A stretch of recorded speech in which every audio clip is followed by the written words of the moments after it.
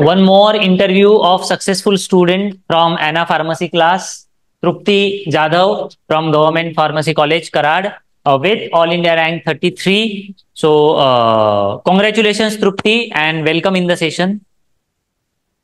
Thank you, sir. Thank you The so first, much. yeah, the first of all, I would like you to tell about yourself, and what I want you to say is तू कुठे राहतेस आणि तुझं education कुठे झालं, शाळा कोणती होती, 11वी 12वी कसं झालं, ते एक्सपिरियन्स कसे होते, आणि मग तू बी फार्मला कशी गेली ते सांग.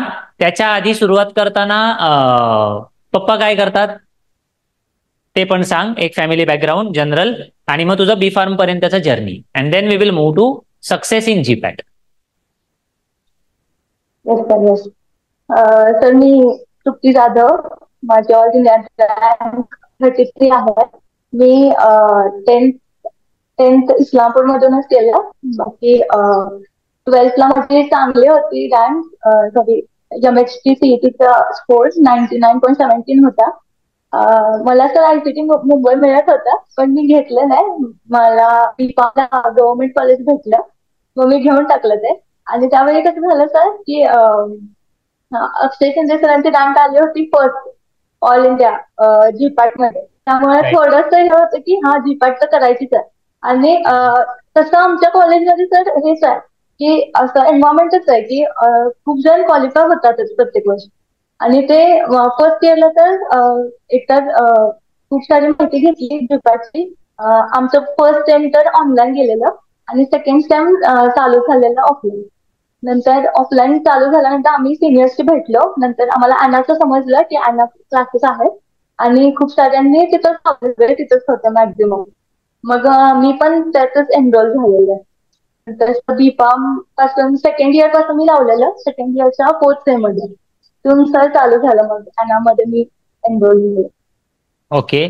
So now parents must be happy. Mummy पप्पांना छान वाटत असेल की इतकी छान रँक आली ऑल इंडिया लेवलच्या हो एक्झाम मध्ये, राईट? पप्पा काय हो करतात? सर, हो. पप्पा काय करतात? तर माझे बाबा शेतीच करतात. ये आणि गुड. तो ह्या बॅकग्राऊंड मधून, रुरल एरियामधून येऊन इतका स्टडी करून आपण स्वतःला प्रूव्ह करतो, तर ही आपल्यासाठी सगळ्यांसाठी अभिमानाची गोष्ट आहे. आणि आपल्या भागातल्या पुढच्या मुलांसाठी हे मोटिवेशन आणि इन्स्पिरेशन आहे, राईट?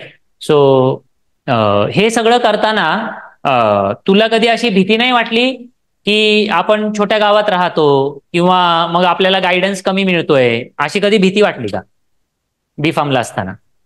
सर, मला असं नाही वाटलं काय असं, कारण एक तर मला कॉन्फिडन्स होता खूप जास्त माझ्यावरती की मी काय तर करू शकेन. कारण माझी ना सीईटी मध्ये चांगली रँक आली होती ऑलरेडी. आणि राईट. मला म्हणजे माझ्यावर विश्वास होता सर की मी काय तर करेन.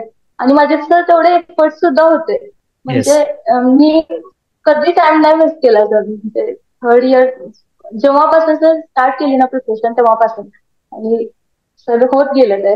Very good. Daily time table कसं मॅनेज केलं? म्हणजे आता ज्यांना जीपॅट नायपर करायचंय, तर तुझं म्हणजे आपले डेली टार्गेट्स असतील ॲनाचे, किंवा आपले व्हिडिओज असायचे, रेकॉर्डेड व्हिडिओज, त्याच्यानंतर आपण लाईव्ह लेक्चर्स घ्यायचो, टेस्ट असायच्या, ते सगळं कसं मॅनेज करायची तू? तर एकतर टॉपिक टेस्ट देतं, आणि मग टॉपिक व्यवस्थित रीड केल्यानंतर अनाची टेस्ट सॉल्व्ह करायची. आणि अनालायसिस करणं इम्पॉर्टंट आहे. टेस्ट मध्ये कुठं रॉंग गेलं ते महत्वाचं आहे.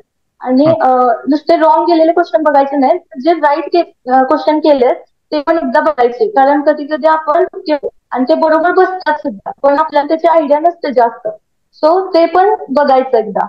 हो. आणि नंतर सर मॅनेजमेंट मध्ये सर मी अनाचं शेड्यूल फॉलो केलेलं.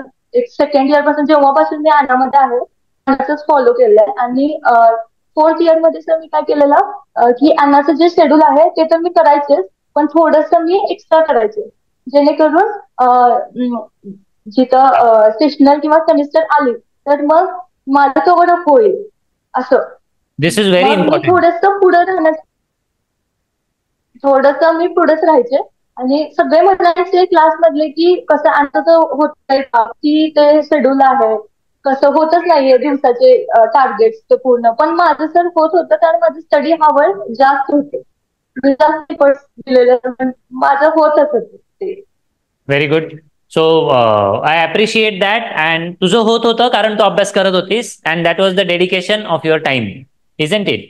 तर तुझ्या डेडिकेशन असल्यामुळे ते शक्य होत होतं. And this is very important strategy की जेव्हा आपल्याकडे रिकामा वेळ आहे तेव्हा थोडं जास्तीचं करा, पुढचं पण करून ठेवा.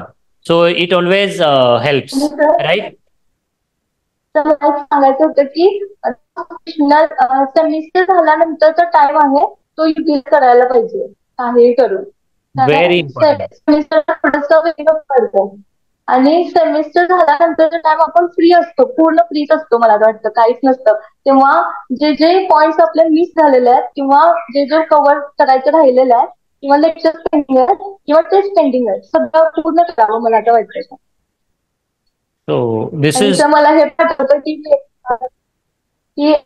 जे लेक्चर होते एक सिरीज होती पूर्ण 32 लेक्चर्स होते. तर मी ते मला इतकं आवडलं ना, अनालिसिस तुम्ही शिकवलं होते एकदम भारी होतं. मी सर एका दिवसामध्ये सकाळी बसलेलं पूर्ण रात्री पण सगळं कव्हर केलं. एकदम ग्रेट. एकदम एकदम छान नोट्स बनवले आणि मला खूप इंटरेस्टिंग वाटलं सर ते. एकदम छान झालेलं. So yeah, so thank you for this feedback. It motivates us, and this was very much required for we also. ते आम्हाला मोटिवेट करता अजून चांगलं शिकवण्यासाठी, right, to the next batches. So how did you celebrate your result? कसं celebrate केलं? Celebrate sir पप्पांनी सांगितलेलं, पप्पा तर खूपच खुश होते.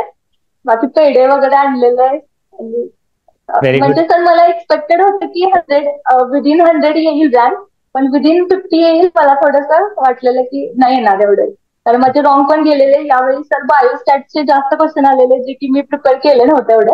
ओके. बाकी बाकी होतं चांगलं, स्ट्रॉंग होतं सर. Very good. बाकी So you deserve it. And once again, congratulations to you and all the best for your future. Thank you.